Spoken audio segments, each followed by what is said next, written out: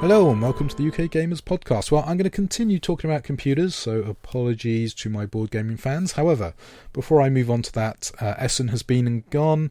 Apparently some really nice little games coming out of there. Lots of great games on the run up to Christmas, and of course great stuff scheduled for next year as well. Star Trek Ascendancy, I'm looking forward to playing that. Really enjoyed Mansions of Madness version 2 with the app. First time I've played an app-based game and thought, yeah, this works really well.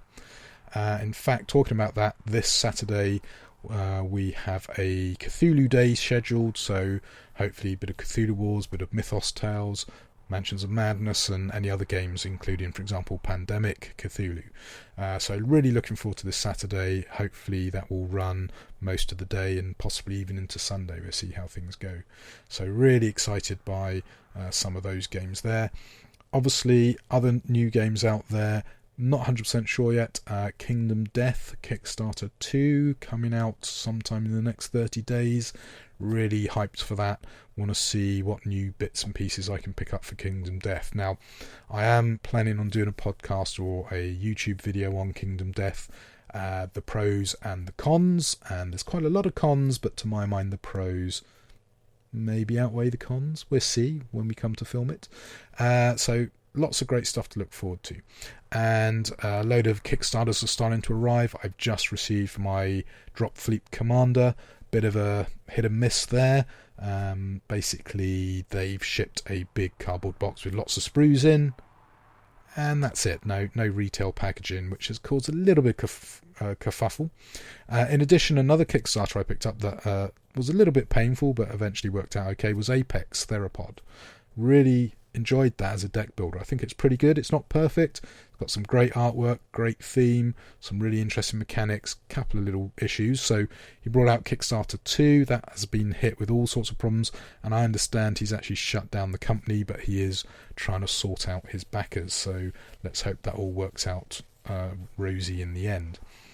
So all sorts of interesting things going on there, but I'm going to move on from that because I'm going to talk about RPGs on the computer. Now, you may recall from my kind of very early podcast, I was talking about how I really got into gaming via playing cards with my granddad.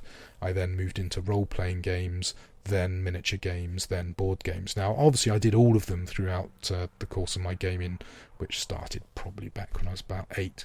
However, RPGs were the real thing for me. So it was interesting when I started growing into computers to see how RPGs transferred over. Now, RPGs at the table are much richer, much more interesting than computer games, but trying to get 4 to 8 people together regularly for multiple hour sessions is not always possible. So computers help fill a niche and are getting much closer to the RPG tabletop experience as computers get more and more sophisticated, and they can be really immersive.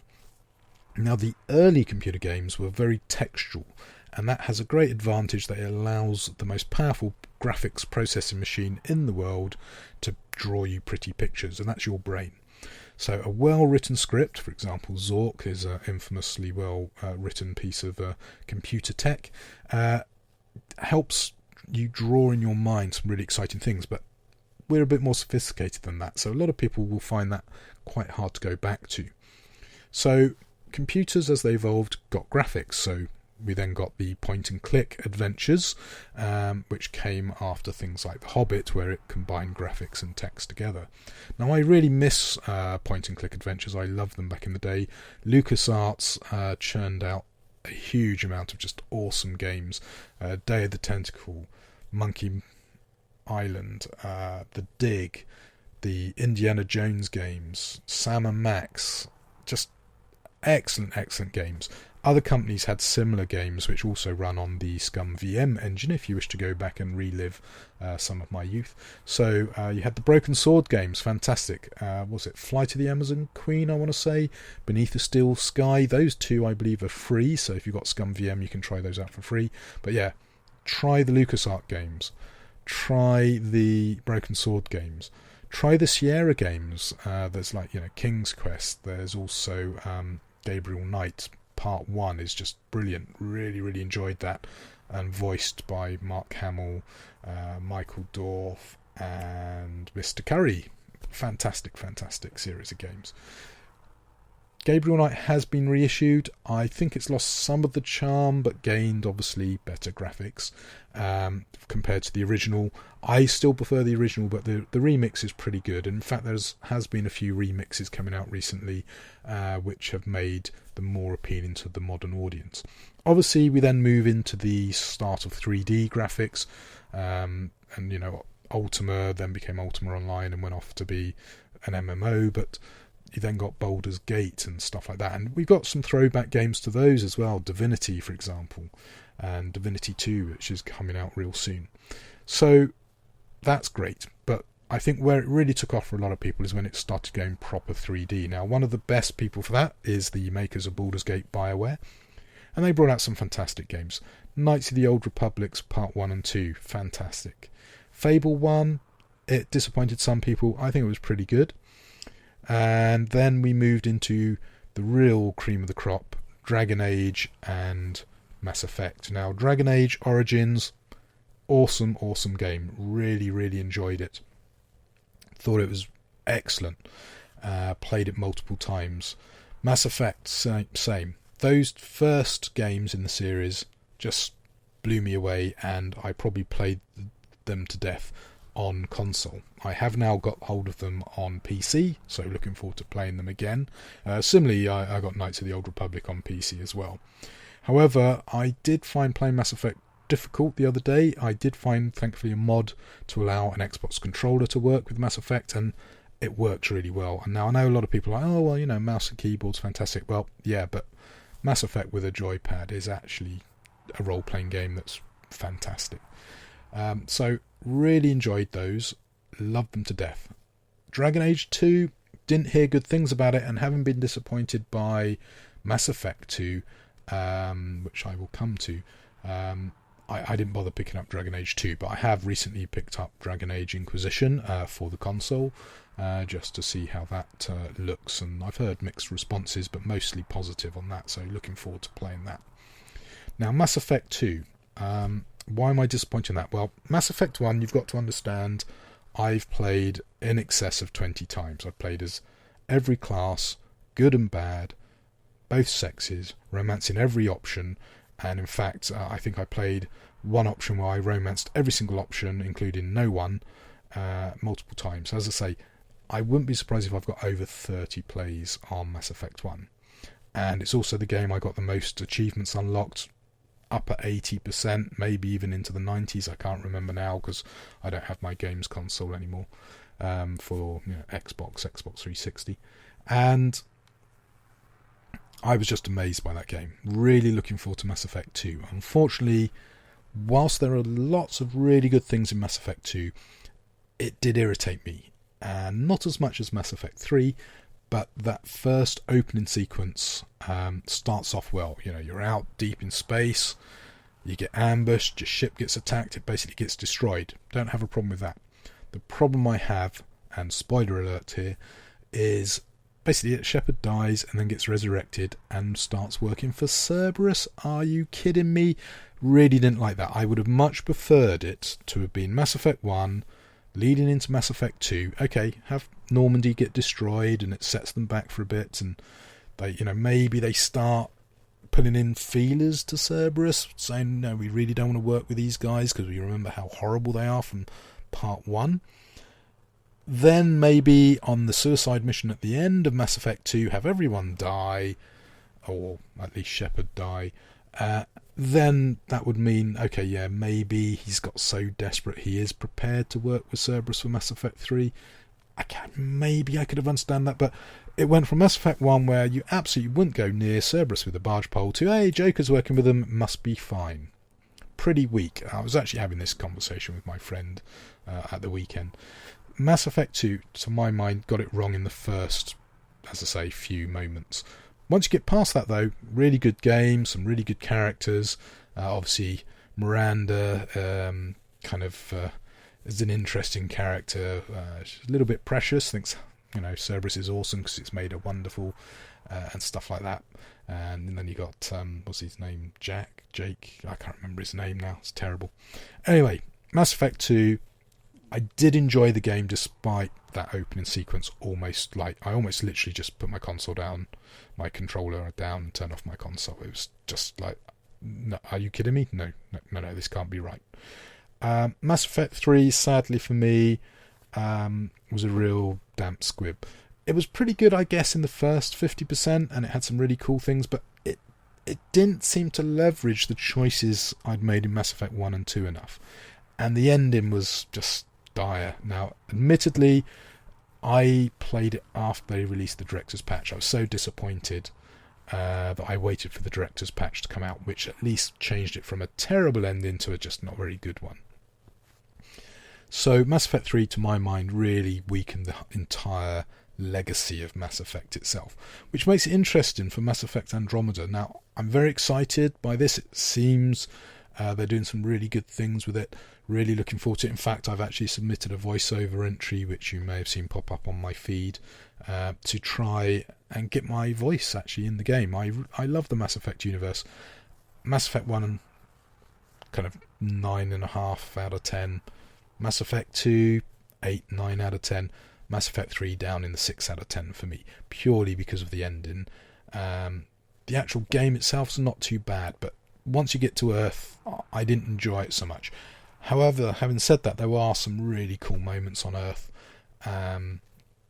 But yeah, it's an interesting thing that when you take a game that people are so passionate about, if you do something wrong, even if it's not a big deal, if you're really passionate about it, it can really destroy it for me. And as I say, they came close to doing that on Mass Effect 2, and the ending of Mass Effect 3 definitely did it for me, because I was just such a fanboy for the entire franchise that it upset me too much, basically. But yeah, I still love playing Mass Effect 1. I still love playing Dragon Age Origins.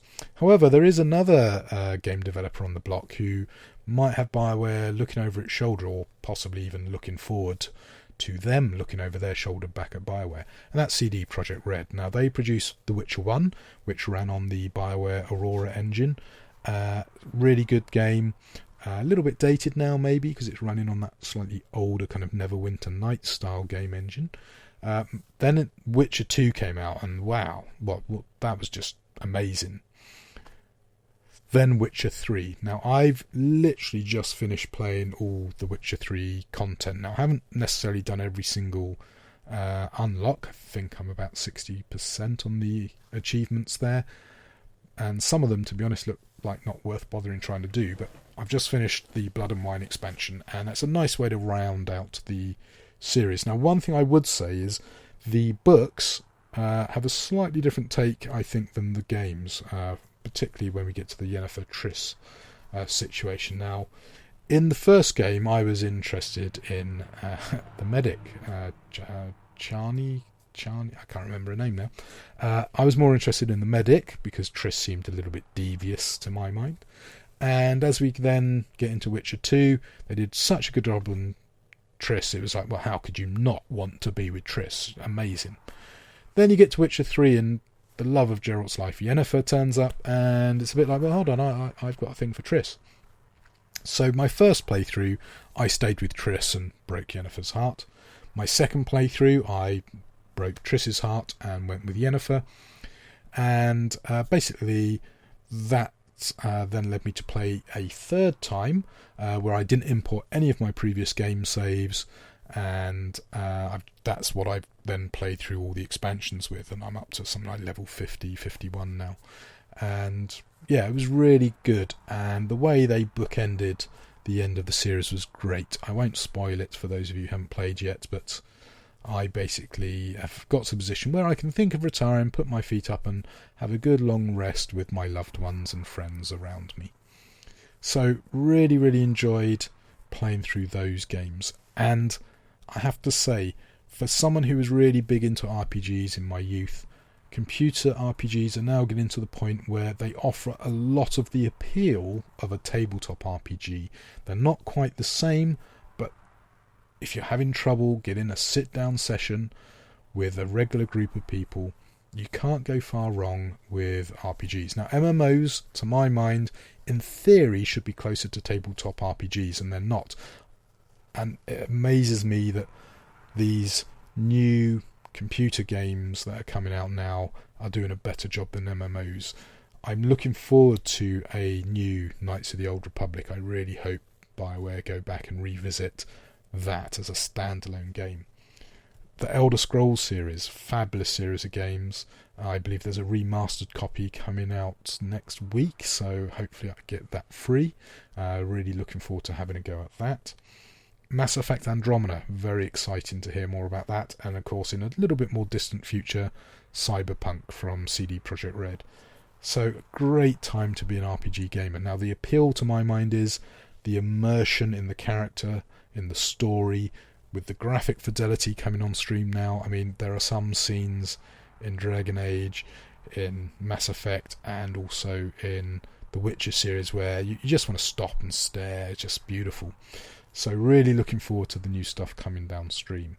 And of course, the great thing about computer games is you can save the game, you can walk away, do something, come back and pick up where you left off, and find yourself sucked back into the game. And probably the Elder Scrolls games were the first to really just destroy people's lives with just hours wasted wandering around staring at pixels. But Dragon Age, Mass Effect, and the Witcher series, I think, have taken the mantle off Elder Scrolls. And there is a bit of a debate in the gaming world as to CD Projekt Red is possibly the number one RPG developer. BioWare, let's see how they do with Andromeda. I'm really looking forward to seeing what they've done. What I've seen so far looks pretty good, and I hope it washes away some of that bad taste from Mass Effect 3 and, to a lesser degree, Mass Effect 2. So, let's see how things shape out. Anyway, that's me rambling through a little bit of history of RPGs on the computer. So what do you think? Did you enjoy the text adventures? Did you enjoy the introduction of graphics with things like The Hobbit, for example, which then led on to the point-and-click adventures? Have you never tried those old games? If you haven't, go back, visit them. Be aware, obviously, computers were less powerful, so audio and graphics might not be so good. So often they had better stories. I mean, I still remember the Fate of Atlantis game. It's fabulous. I actually played through it on Scum VM fairly recently. Just loved it. Anyway, there you go. That's enough waffling, I think. So until next time, happy gaming.